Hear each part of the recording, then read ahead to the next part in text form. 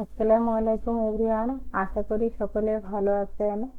আজকে আমি দেখাবো কিভাবে একটা ইমেজকে রাউন্ড আকারে তৈরি করা যায়।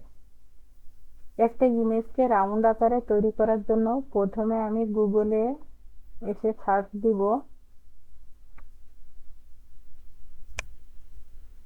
Round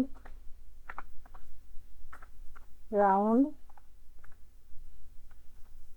image crop, CRO crop. তারপরে প্রথমে যে ওয়েবসাইটটা আমার সামনে আসছে ওই ওয়েবসাইটটাতে আমি ক্লিক করলাম। এখানে আছে আপলোড ইমেজে ক্লিক করলাম। তারপরে এখান থেকে যে ইমেজটাকে আমি ক্রপ করব ঠিক সেই ইমেজটাকে সিলেক্ট করতে হবে। কোন ইমেজটাকে আমি ক্রপ করব? আমি এখান থেকে এই ইমেজটাকে ক্রপ করলাম। এখানে এই ইমেজটাকে ক্রপ করার জন্য ঠিকঠাক পজিশনে বসিয়ে দিতে হবে। আমি ঠিকঠাক পজিশনে বসিয়ে দিলাম ইমেজটাকে। তারপরে এখানে ক্রপ অ্যান্ড ডাউনলোড অপশানে ক্লিক করব। এখানে ক্লিক করলাম।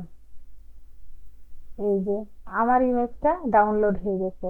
এখন আমি কোথায় ডাউনলোড হয়েছে ঠিক সেই ফোল্ডারে যাব। এই যে এখানে ডাউনলোড হয়ে গেছে। তো আমি এই ফটোটাকে আমি আমার একটা ফোল্ডারে রাখলাম। তো আমি এখন এই ফোল্ডারের ভিতরে এই যে এখানে আমার ইমেজটা ডাউনলোড হয়ে আসছে এবং চারপাশ থেকে রাউন্ড আকারে সেভ হয়ে গেছে।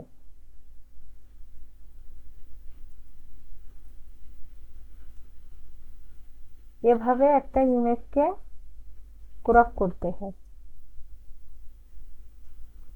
ইমেজ রাউন্ড ইমেজ ক্রপ টুলের মাধ্যমে একটা ইমেজকে এভাবে ক্রপ করা যায়। তো আরো বিভিন্ন ওয়ে আছে, ক্যানভা দিয়েও ক্রপ করা যায়। তো আজকে আমি আর দেখালাম না, আজকে এ পর্যন্তই। আশা করি সবার এই